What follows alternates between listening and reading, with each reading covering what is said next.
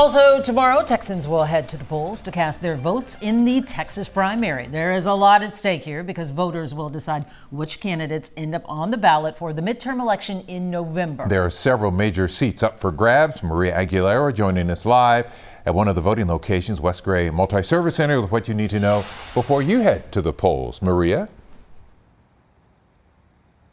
Yeah, Len and Mia, tomorrow polls open here at 7 a.m. And with record early voting numbers, experts say that these races could carry more weight than voters realize.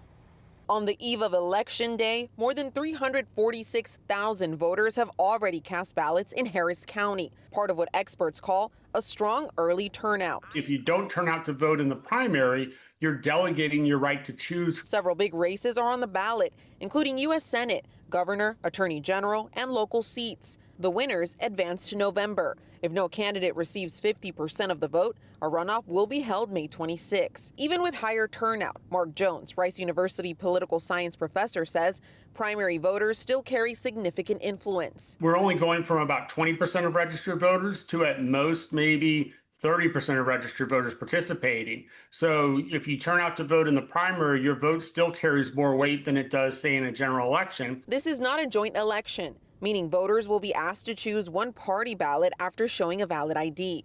You'll see separate voting machines for Democratic and Republican ballots. And if you plan to vote by mail, the county clerk has this reminder about mail-in ballots. There's only one drop-off location in Harris County, which is 1019 Congress.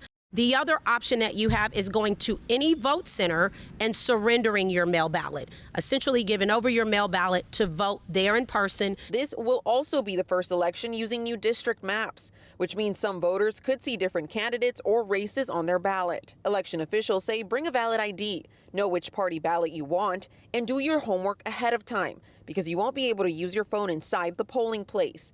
And most importantly, have a plan before you arrive.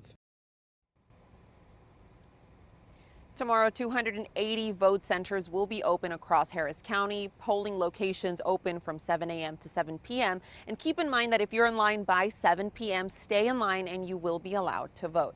Live from the West Gray Polling Center, Maria Aguilera, KHOU 11 News. A lot on the ballot tomorrow, a lot of great info, Maria. Thank you. We'll have